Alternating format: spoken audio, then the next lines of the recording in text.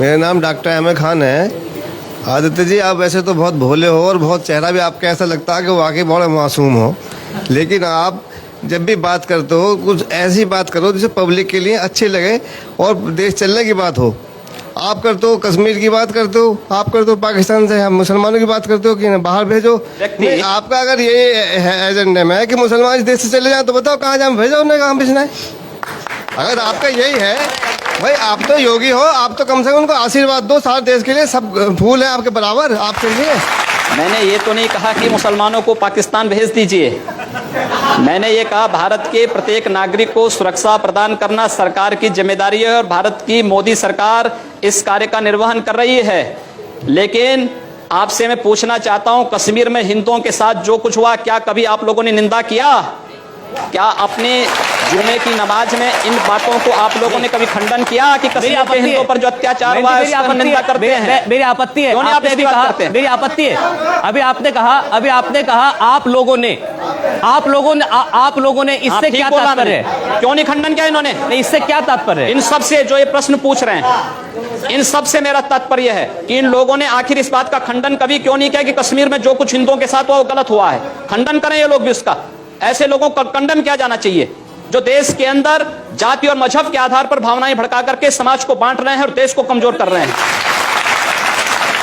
मैं आपके चरणों में पहले तो कोटि कोटि नमन करता हूं। सर, मैं आपसे सिर्फ ये पूछना चाहता हूं, आपकी सरकार जो आई थी वो पाकिस्तान का एक मारे, अगर उसने हमारा इंडिया का एक मारा हम उनके 100 मारेंगे। जिस दिन से सरकार बनी है उस दिन से कश्मीर में डेली पंगे हो रहे हैं। चीन हमें डांट रहा है, क्या ना श्रीलंका हमें डांट रहा है। दूसरी बात, पहलू जो हमारे सवाल का ये है कि आप अभी कह रहे हैं जो संप्रदाय के लोगों ने जेल भेजना चाहिए, तो सबसे पहले आपको जाना चाहिए।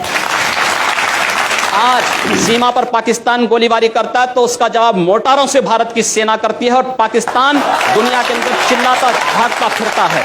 ये भारत की मजबूत विदेश नीति को प्रदर्शित करता है और भारत की सुरक्षा को प्रदर्शित करता है। आज चीन भारत की सीमा में घुसने का दुस्साहस नहीं करता है। यमन में फंसे हुए भारतीयों को वापस लाने के लिए जिस तेजी के साथ वहां पर राहत कार्य भारत ने किया है, दुनिया के अंदर एक मिसाल प्रस्तुत किया है। क्या इससे पहले कभी हुआ है? आप लोगों को धन्यवाद करना चाहिए मोदी जी का और कम से कम नतमस्तक होना चाहिए उनके चरणों में कि कम से कम देश के प्रत्येक नागरिक को सुरक्षा की व्यवस्था उन्होंने की है, प्रत्येक नागरिक का सम्मान उन्होंने दिलाया है। आपके एनडीए के बीजेपी के पूर्व साथी हैं, बहुत सीनियर नेता अरुण शौरी, उनका बयान मैं आपको बता रहा हूं। उन्होंने तो वैसे बहुत बातें कही, लेकिन इस सामाजिक मुद्दे पे उन्होंने कहा कि अल्पसंख्यकों में असुरक्षा है, चिंता है, और ये सब कुछ हुआ है घर वापसी, लव जिहाद, चर्च पर हमले, इन जैसे मुद्दों की वजह से। ये आपके साथी थे। देखिए, अरुण शौरी जी के वक्तव्य का खंडन हो चुका है पहले ही। दूसरा, जो बातें आप कर रहे हैं चर्च पर हमले के लिए, आपको याद होगा जब अटल जी की सरकार थी इस देश में 1998-99 में बनी थी, उस समय बेंगलोर में कुछ चर्चों पर हमले हुए थे और दीनदयाल अंजुमन नामक एक संगठन उसके लिए जिम्मेदार पाया गया था। और उस समय भी आपने देखा होगा आगरा में एक चर्च पर हमला हुआ तो पता लगा कि एक ईसाई महिला का कोई प्रेमी था, रिक्शा चालक, उसने हमला किया था। अब उसके लिए आप हिंदू समाज को और सरकार को दोषी ठहराएं तो मुझे लगता है कि स्वयं आप विकास के एजेंडे से स्वयं हट रहे हैं और आम जनता का ध्यान विकास के एजेंडे से भटका रहे हैं। चलिए ठीक, अब आ रहा, अब सवालों पे आ रहा, एक एक करके। मेरा नाम राजेश चौधरी है। नमस्कार जी। और ये सामाजिक सांप्रदायिकता फैलाने का कि योगी जी को जेल जाना चाहिए, मोदी जी को जेल जाना चाहिए, हमारे बीच से एक दर्शक ने कहा था, तो मैं कहना चाहता हूं जो सांप्रदायिकता को सबसे ज्यादा बढ़ावा देते हैं उनका नाम है ओवैसी। तो ओवैसी को भी तो जेल में डालना चाहिए, ओवैसी को भी तो जेल में डालना चाहिए। आपको जो है इन्होंने जो बात कही है, मुझे लगता है कि इस प्रकार के जिहादी उन्मादियों का नाम ही लेना अपने आप में पाप है, इसलिए इन पापों का नाम मत लीजिए, जाने दीजिए, उसको छोड़ दीजिए। मेरा नाम शाहिद चंगेजी है। अदी जी महाराज, मैं आपसे एक प्रश्न पूछना चाहता हूँ, क्या राम जी ने ऐसा करा है जैसा आप कर रहे हैं? अरे राम जी के आदर्शों पे चल रहे हैं, आपको भी राम जी से आदर्शों के आदर्श राम जी से आपसे ज्यादा प्यार मैं राम जी से करता हूँ, लेकिन इसका मतलब ये नहीं है कि आप जबान करते हैं तो राम मंदिर के निर्माण के लिए सुनिए, राम मंदिर की अगर आप बात कर रहे हैं तो राम मंदिर के लिए राजा मान सिंह उन्होंने अकबर के किले में तो बनवा लिया मंदिर, ये क्यों नहीं बनवा लिया? उनकी जो रानी थी अकबर का किला रानी कहीं और जोताबाई जगह तो भारत की धरती नहीं, पे था। मेरी सुनिए, रानी जोताबाई उस टाइम पे अकबर की महारानी हुआ करती थी। उन्हें ध्यान नहीं आया राम जन्मभूमि का। आपको ध्यान आ रहा है, उनको ध्यान नहीं आया कि मैं राम मंदिर मुझे भी याद आ रहा है जी। आपको ये भी याद रखना चाहिए कि इस देश में चंद्रगुप्त को भी किसी सेल्यूकस ने अपनी कन्या दी थी और जी। राणा कुंभा को भी किसी मुस्लिम फकीर ने अपनी कन्या दी जी, थी। बिल्कुल दी तो होगी। याद रखना, जी। हिंदू इन सब चीजों को नहीं करता है। अजी मैं ये कह रहा हूँ करते नहीं, मैं कह रहा हूँ महारानी ने क्यों नहीं राम जन्मभूमि के लिए राजा से कहा राम मंदिर अयोध्या में बनेगा। अरे भाई किले के अंदर उन्होंने मंदिर बनवा लिया। एक प्रश्न बनाइए ना फिर अजीत जी एक बात और सुनिए, मुसलमानों ने यहाँ 700 साल हुकूमत की है। अगर धर्म परिवर्तन का ये जो आप कह रहे हैं तो ये सारे यहाँ मुसलमानों के हिंदू नहीं होता। मुसलमानों ने हमेशा ही प्यार और मोहब्बत से काम लिया है और हम भी उसी में से हैं, हम भी हिंदुओं में से हैं। हम वो नहीं है। ये जजिया कर किसने लगाया था? हाफिज जी एक बात बताऊं मैं आपको, आप मुझे बात बताइए, आपके 3 पीढ़ी 4 पीढ़ी पूर्व आप लोगों को पूर्वज भी हिंदू रहे होंगे, आपको अपना डीएनए जांच कराना चाहिए, किसी हिंदू का डीएनए निकलेगा। मेरा नाम है एहसान अली। हाँ जी। अभी आपने कुछ दिन पहले आपने ये कहा था कोई जोधा अकबर के साथ नहीं जाएगी, तो आपने ये सवाल किस बेस पे किया था?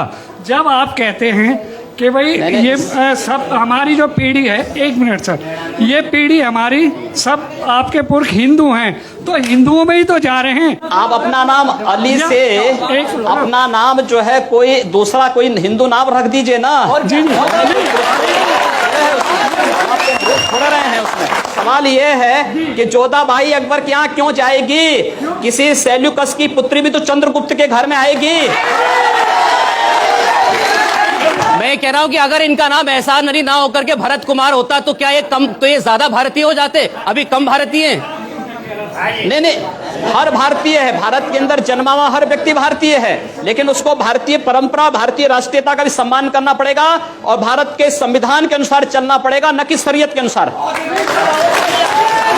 मैं एक बात नहीं समझ पाता हूं कि भारत की राजनीति में राष्ट्र धर्म की बात करना, राष्ट्रवाद की बात करना विकास के एजेंडे में कहां से बाधक है? विकास राष्ट्रीयता को लेकर के होता है और मुझे लगता है कि सरकार राष्ट्रीयता की उन्हीं पहलों को लेकर के चल रही है, कार्य कर रही है और इसलिए आम जनता के विश्वास की प्रतीक भी बनी है।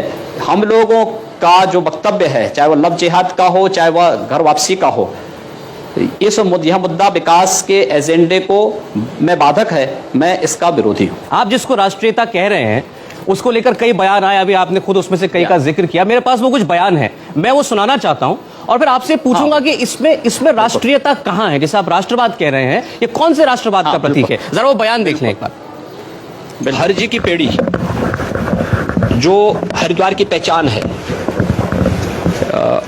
इसकी पवित्रता को बनाए रखने का दायित्व हम सबका है और यहाँ पर गैर हिंदुओं का प्रवेश पूरी तरह बंद होना चाहिए। इस बात को ध्यान अवश्य किया जाना चाहिए, सुरक्षा की दृष्टि से भी, पवित्रता की दृष्टि से भी।